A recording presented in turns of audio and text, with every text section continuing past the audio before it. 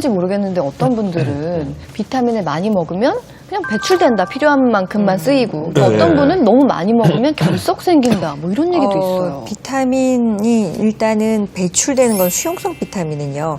대개는 항아리 이론이라고 뭐 다 그렇지는 물론 않을 수도 있지만 넘치면 버려요. 근데 이제 지용성 비타민은 풍선처럼 점점 쌓이고 있다가 터질 수도 있다는 게 쌓인다는 게 문제거든요. 근데 비타민 C의 가장 문제가 요로 결석인데 실제로는 신장 기능이 정상이라면 요로 결석이 일어나는 경우는 별로 없으니 안심하라고 하죠. 근데 이게 식사 전에나 이런 분들이 고용량 비타민 C를 드신다면 그 사람은 약간 좀 잘못된 식사를 하겠다는 의지도 있을 수 있어요. 오늘 술을 마신다든지 그걸 위로를 삼아 할 수도 있거든요. 특히 비타민 C는 권장량이라고 하는 게 최소 권장량이에요. 한 100mg밖에 안 돼요. 100에서 110mg. 그러나 내가 오늘 피곤했다, 감기가 왔다, 뭐 했다 그러면 확 올라가요. 그러니까 그날 다르고요. 내가 담배를 핀다 그러면 한 개 피당 25에서 30mg 더 필요해요. 그럼 한 갑을 핀다면 다른 사람보다 300ml는 더 필요하잖아요. 300, 600ml 더 필요할 수 있죠. 그리고 내가 오늘 과음을 했다. 또 많이 필요해. 그날은 1000ml 이상 더 많이 필요할 수도 있어요. 감기가 오거나 아니면 계절이 바뀌는 환절기 때 7배까지도 더 필요할 수 있어요. 탄력적으로 먹어요? 그때 다를 수 있기 때문에 우리가 환절기 때 어떤 비타민C가 풍부한 채소라든지 고추 같은 데도 많이 들어있거든요. 그런 거나 칼라가 많이 있는 오렌지나 과일 이런 데서 더 섭취를 하라고 얘기를 하죠. 그러나 내가 오늘 술 먹을 거다 그러면서 다 나눠서 먹고 이거는 병 주고 약 주고니까 결국은 안심만 하는 거지 더 나쁜 걸 하겠다라는 의지가 있는 경우도 있기 때문에 무조건 많이 먹어서 해결된다 보다는 우선 나한테 해로운 걸 좀 줄이겠다. 그리고 좋은 건 식품으로 먹겠다. 이게 가장 중요하긴 해요. 좀 과량 섭취했을 때 부작용이 나타날 수 있는 영양제들은 뭐가 있을까요? 보통은 음식으로 과량 섭취했을 땐 그렇게 부작용이 나타나지 않는데 지용성 비타민들이 많이 나타난다고 했잖아요. 비타민 A 같은 경우는 무슨 설사나 뭐 시력장애 이런 것도 있지만 여드름 치료제 비타민 A 들어있거든요. 임산부가 먹으면 기형아를 날 수도 있어서 먹고 3개월간 피임을 해야 돼요. 여드름 약을. 그래서 미국에서는 이 여드름약이 거의 망했다시피 된 게 한 달씩 처방하면서 임신하지 않겠다는 서약서를 써요. 그러니까 그 정도로 잔존량이 오래 갈 수가 있어요. 그래서 비타민 A가 그런 경우가 있고 비타민 D도 오히려 많이 축적되면 심혈관 질환을 일으킬 수도 있고요. 베타카로틴도 마찬가지인데 베타카로틴이 음식으로 먹잖아요. 그러면 많은 양을 먹었을 때는 체내 이용이 안 돼요. 근데 우리가 영양제로 먹었을 때는 체내에 과다가 될 수가 있죠. 그래서 아주 비타민에 관련돼서 유명한 연구가 있었는데 2007년에 덴마크의 코펜하겐에서 나온 연구인데요. 그게 코펜하겐 샥이라고 이름이 지어졌어요. 그게 굉장히 많은 수의 23만 명을 대상으로 한 3년간에 걸친 연구였는데 메타 분석이었어요. 그동안에 나온 것들 다 분석했는데 비타민 A, 비타민 C, 그리고 비타민 E, 그다음에 베타카로틴 이 4가지 먹은 그룹을 조사했더니 오히려 사망률이 최소 5% 이상 높았더라라는 게 결론이에요. 그래서 약을 먹은 사람이 더 높았다니. 이래서 굉장히 쇼크를 먹었는데 그게 정말일까? 이제 추후에 많은 의견들이 지용성 비타민이었다라는 거. 오히려 비타민 C 그룹에서는 별로 없었어요. 그다음에 또 하나는 이 비타민을 만드는 그 공정에서 안 좋은 게 들어갔을 수도 있다라는 거예요. 그래서 우리가 그 이후에는 비타민 A라든지 비타민 E의 단독 섭취는 별로 추천하지 않고 있죠. 그러나 그 이후에 좋다는 연구도 많이 있어요. 그래서 뉴욕 노스캐롤라이나 대학 연구에 의하면 당뇨를 가지고 있는 사람이 그냥 멀티비타민, 종합 비타민제를 먹인 그룹과 그렇지 않은 그룹을 조사를 했더니 1년 후에 보니까 아무것도 먹지 않은 그룹이 염증이 90% 이상 더 잘 생기더라. 그런데 반면에 멀티비타민만 주었을 뿐인데 염증 정도가 17%로 줄었다라는 연구도 있으니까 뭐 꼭 이게 나쁘다, 좋다만을 다 맹신하기도 어렵죠. 그러니까 결국은 균형 있는 영양소 섭취가 감염 발생을 떨어뜨린다라고 결론을 낼 수가 있겠네요. 네. 좀 전에도 말씀드렸지만 베타카로틴이 대표적인 게 단호박, 당근 이런 거잖아요. 이걸 많이 먹었을 때 물론 이 손바닥이 노래지고 오렌지 같은 귤 같은 경우 그럴 수는 있지만 우리가 실제로 단호박을 먹었다. 그 어떤 토마토를 먹었다 할 때는 비타민만 있는 게 아니에요. 식이섬유도 들어있죠. 그렇죠. 항산화 성분 들어있죠. 미네랄도 들어있거든요. 얘네들은 어떻게 보면 정말 그 100% 천연 비타민이면서 오케스트라의 하모니를 이룬 것처럼 서로 밸런스를 잘 맞춰주는 성분들이 들어있어요. 그래서 내가 비타민 C가 부족하다고 해서 딱 그것만 집중하면 오히려 나쁜 부작용도 네. 있지만 채소로서 다양한 칼라를 드신다면 이거는 우리 몸에서 조화를 이루면서 굉장히 좋은 이득이 많으니까 요거 하나씩 먹을 때 부작용을 우려할 필요가 없다는 얘기죠. 선생님, 저 같은 경우에는 정말 자꾸 잊어버리거든요. 그러니까 항상 식탁 옆에 두는데도 급해서 그냥 나가는 경우도 있고, 그러니까 제때 그냥 몇 끼 챙겨 먹지는 못하는데 한 2, 3일마다 먹어도 효과가 있는 건가요? 뭐 한두 번 거르는 거 크게 약처럼 해로운 건 아니에요. 뭐 생각날 때 챙겨 드셔도 되죠. 보통 영양제 같은 거 선물로들 많이 이렇게 받고 맞아요. 먹고 하는데 네. 어떨 때 보면은 이게 나한테 필요한 건가? 의구심이 있지만은 일단 준 거니까는 일단 먹어두자. 먹게 되는데 이런 거 좀 자기 본인에 맞는지 좀 상황 체크해 가면서 먹는 게 낫겠죠? 영양제 중에서 이제 대표적으로 선물을 많이 하시는 게 그 비타민제, 네. 뭐 종합 비타민이나 아니면은 요즘은 또 영양제가 트렌드가 고함량 그 비타민 B군이 많이 나와 있어요. 네. 각 회사마다 경쟁적으로. 그리고 또 대표적으로 많은 게 홍삼 이렇게 들 수 맞아요. 있거든요. 많아요. 그런데 네. 이제 먼저 그 비타민 고함량 제품에 대해서 말씀을 드리면은 이 비타민 B군 같은 경우에는 대사를 좀 이렇게 항진시키는 경향이 있어요. 그래서 혹시 불면증이 있거나 수면 장애가 있으신 분들 같은 경우에는 잠을 편안히 못 주무실 수도 있고 잠이 잘 안 올 수도 있거든요. 그래서 네. 내가 잠자는데 조금 애로사항이 있다 하는 경우에는 비타민 B군이나 아니면 종합 비타민 같은 경우 아침에 드시는 게 훨씬 더 네. 유리할 수 있고요. 또 하나 이제 홍삼 같은 경우에는 정말 전 국민이 먹어도 괜찮다는 식으로 이렇게 홍보가 돼 많이들 있는데. 광고도 하고 홍보가 돼 있는데 네. 사실은 그렇지 않고요. 네. 예를 들면 뭐 두통을 많이 느끼시는 분 같은 경우 열이 많은 체질이신 경우에는 두통을 제일 많이 호소를 하시고요. 이 부분은 저희 약국에 오셔서 실제적으로 이제 상담하면서 이제 많이들 말씀을 하세요.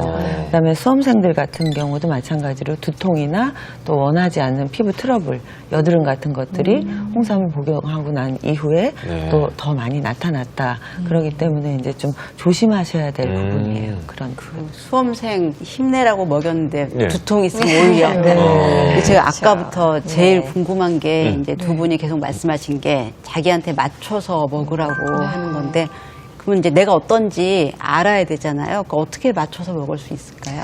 보통은 이게 종합 비타민제는 누구에게나 필요한 양을 과량이 들어있지 않고 조금씩 다 있으니까 보조적으로 도움이 될 수가 있고요. 또 하나는 그 사람의 생활 습관, 식습관에 따라서 틀릴 수 있어요. 예를 들어서 갱년기다 그러면 그때 필요한 게 있고요. 만일 채식주의자다 그러면 육식에서만 꼭 얻을 수 있는 뭐 아연이라든지 비타민 네. B12라든지 부족한 게 또 있고요. 또 육식주의자다 그러면 육식주의자로서 부족해지는 게 있겠죠. 네. 그러니까 똑같은 연령이라고 해도 그 사람의 식습관에 따라 다른 것도 있고요. 그것 말고 이제 자세히 검사하는 거는 비타민 C나 비타민 D는 검사로 알 수 있어요.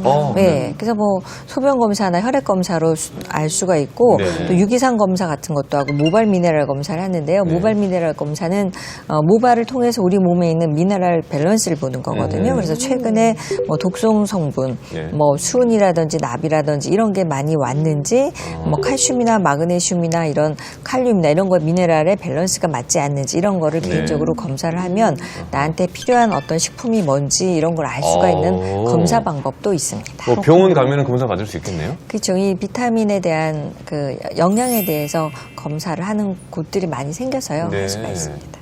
저는 궁금한 게 영양제에도 혹시 내성이 생기지 않을까? 그러니까 처음에는 비타민 하나를 먹었는데 다음엔 두 알 먹어야 되고 뭐 이런 일 생기면은 진짜 비타민 때문에 배부를 수도 네. 있잖아요. 뭔가 네. 부작용이 생기거나 네. 그러진 않나요?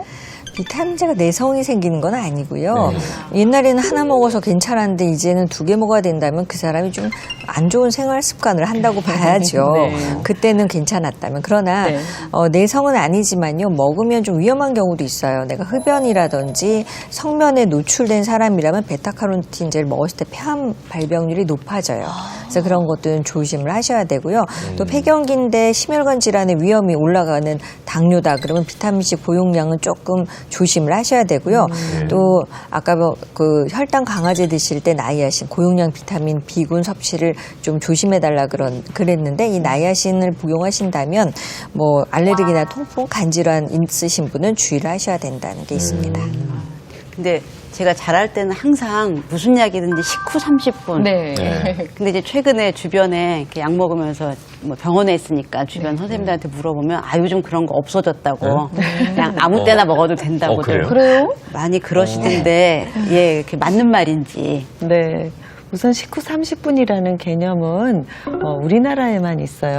그러니까 잊어버리니까 식후 30분에 먹어라. 네. 네, 그렇게 하는 거고. 바로 먹으라고 해야 돼요. 네네. 꼭 30분이 아니어도 그냥 식후에 드시면 되는 거고요. 네. 그다음에 우선 이제 그 식전에 드셔야 되는 영양제, 식후에 드셔야 되는 영양제가 조금 구분이 돼 있어요. 근데 식후에 드셔야 되는 거는 지용성 비타민이나 필수 지방산, 칼슘 같은 것들 그런 것들은 식후에 드시는 게 좋고 그다음에 이제 식전에 드시는 게 더 좋은 영양제는 비타민 B12나 그다음에 엽산이라고 들어보셨을 네네. 거예요. 그리고 철분제, 그다음에 또 흔히들 잘못 알고 계신 게 유산균 제제를 식후에 드시는 걸로 아시고 계시거든요. 저희 뭐 식후에 이 요구르트 한 잔 이렇게 드시는 분들 많이 계시잖아요.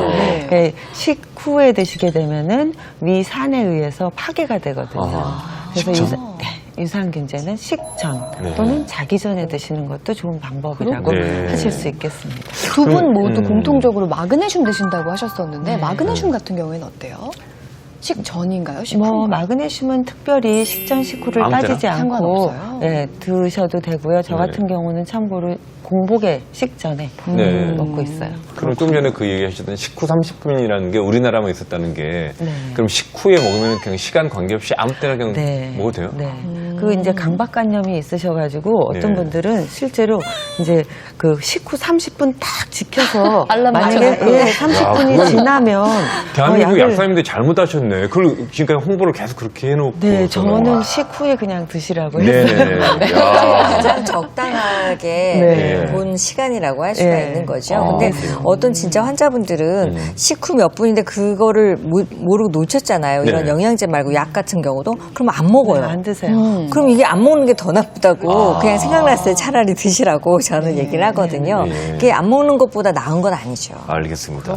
다른 그 식사를 건너뛰었을 때도 궁금하거든요. 그러니까 식사를 못했던 경우에는 먹어야 될까 말아야 될까. 근데 그게 약마다 다르죠, 또. 그러니까 공복에 먹으면 안 되는 약들은 반드시 식후에. 공복에 먹으면 안 되는 것들은요, 대체로, 그 식사를 건너뛰었을 때 약을 먹지 말아야 되는 것 중에 흡수를 빼놓는다면 소화 기능이 안 좋은 사람은 안 좋아요. 네. 그래서 소화 기능이 괜찮다면 드셔도 큰 문제는 없어요. 알겠습니다. 그러니까 저처럼 깜빡깜빡하고 약을 못 챙겨 먹은 경우에는 반도 다 못 먹었는데 유통기한이 지나버린 경우가 있거든요. 네. 근데 식품도 사실 유통기한 조금 지나도 괜찮은 경우들이 있잖아요. 어떻게 버려야 되나요? 이런 약들도? 네, 특히 약 같은 경우는 버리셔야 돼요. 그래요? 네네. 약 같은 경우 이제 유통기한이 지나면은 그 성분 함량이 줄어드는 것도 있지만 거기서 그치면은 다행인데 뭐 서로 다른 상호작용을 한다든지 아니면 산화됐기 때문에 오히려 우리 몸을 더 산화시킬 수가 있어요. 그리고 또 유통기한 내에 있더라도 철분 같은 게 함유된 종합 비타민제 같은 경우에는 여름철에 이렇게 습기가 많다든지 공기 중에 노출이 많이 되면은 변색이 되는 경우가 있거든요.